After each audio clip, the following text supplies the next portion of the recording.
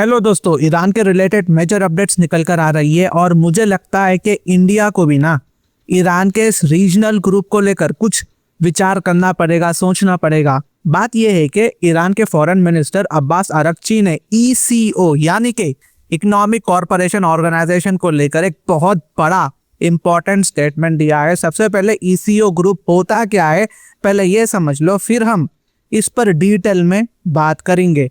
और याद रखना, ये यूपीएससी एग्जाम्स के पर्सपेक्टिव से भी बहुत ज्यादा इंपॉर्टेंट हो जाता है। सब में पहले बात करते हैं ये ईसीओ होता क्या है। ईसीओ यानी कि इकोनॉमिक कॉरपोरेशन ऑर्गेनाइजेशन, ये वेस्ट एशिया और सेंट्रल एशिया के 10 देशों का इकोनॉमिक ब्लॉक है। इसका काम है ट्रेड, ट्रांसपोर्ट, एनर्जी कॉरिडोर और कनेक्टिविटी को स्ट्रॉन्गर बनाना। इसमें ईरान, टर्की, पाकिस्तान और फिर सारे सेंट्रल एशियन स्टेट इसमें शामिल है, जैसे कि कजाकिस्तान हो गया, तुर्कमेनिस्तान हो गया, किर्गिस्तान हो गया, तजिकिस्तान हो गया और बहुत सारे सेंट्रल एशियन देश इसमें आते हैं। अब ईरान के फॉरेन मिनिस्टर अब्बास अरगची ने जो स्टेटमेंट दिया है ये बहुत ज़्यादा इंपॉर्टेंट हो जाता है। उनका कहना है कि ईसीओ को एक पैराडाइम शिफ्ट चाहिए, एक ऐसा शिफ्ट, एक ऐसा चेंज जो इस ऑर्गेनाइजेशन की पूरी आर्किटेक्चर को रीडिज़ाइन कर दे, इसके वर्किंग प्रोसेस को रीडिज़ाइन कर बहुत ज़्यादा इम्प्रूवमेंट ला ले। क्योंकि आप देखो, शायद ही कुछ लोगों को पता होगा कि ईसीओ होता क्या है। बहुत हद तक आप लोगों को ईसीओ का नाम सुनने को भी नहीं मिला होगा, दूर दूर तक आप लोगों ने ईसीओ के बारे में सुना भी नहीं होगा। जैसा ब्रिक्स, एससीओ इतना पॉपुलर है ना, सीओ इतना पॉपुलर नहीं है, ठीक है। तो अब्बास अरगची यही कह रहे हैं कि हमें इसको जो है और भी ज्यादा फिजिबल बनाने की कोशिश करनी चाहिए। अब्बास अरगची के मुताबिक ईसीओ का पोटेंशियल अभी तक प्रॉपर्ली यूज ही नहीं हुआ। अगर सभी देश मिलकर काम करे तो ईसीओ ग्लोबल साउथ की सबसे ज्यादा डायनामिक रीजनल फोर्स भी बन सकता है। और अगेन देखिए, इसमें कैपेबिलिटी है, ठीक है। इसमें इतनी तो कैपेबिलिटी है कि ये ग्लोबल साउथ को इम्प्रूवमेंट कर दे। और इन्होंने जो ग्लोबल साउथ लगाया है ना, इसमें ये वर्ड अपने आप में बहुत ज़्यादा इंपॉर्टेंट हो जाता है। और ये बात मुझे अलग से कहनी पड़ेगी कि जो पोजीशन होती है वो सेक्रेटरी जनरल पोजीशन होती है और हर साल ये पोजीशन रोटेट होते रहती है। जैसे G20 में प्रेसिडेंसी हर देश के पास रोटेट होते जाती है, बारी बारी हर देश को G20 होस्ट करने का मौका मिलता है, ठीक ऐसे ही क्योंकि प्रेसिडेंसी रोटेट होती रहती है, बारी बारी हर देश को होस्ट करने का मौका मिलता है। और इस वक्त ये चेयर, ये होस्टिंग पाकिस्तान के पास है, क्योंकि रिसेंटली ईसीओ मिनिस्ट्रियल मीटिंग में पाकिस्तान ने ऑफिशियली चेयर एज्यूम किया था।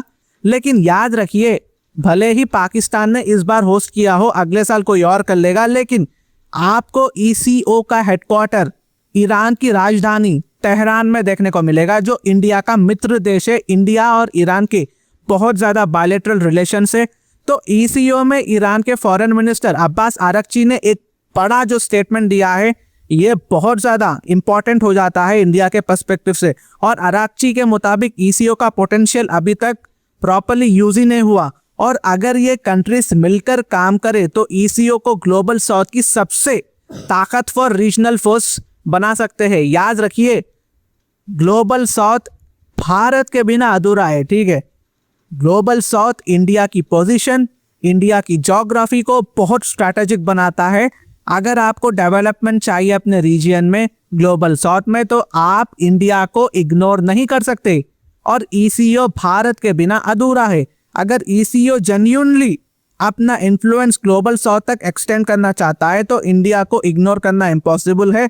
इंडिया दुनिया की one of the most fastest growing economy है, ग्लोबल साउथ की लार्जेस्ट पॉलिटिकल वॉइस है और रीजनल कनेक्टिविटी का इंपॉर्टेंट पार्टनर है। जब भारत बोलता है तो दुनिया भारत की बात को रिकॉग्नाइज करती है, हाईलाइट करती है, समझती है। इस मीटिंग में ईरान भी ये बात बोल रहा है कि ईसीओ को अपना ना 10 साल विजन दोबारा ड्राफ्ट करना पड़ेगा। ईरान चाहता है कि यहाँ एक नया फ्रेमवर्क बने जिसमें ग्लोबल और रीजनल चैलेंजेस को एड्रेस किया जा सके।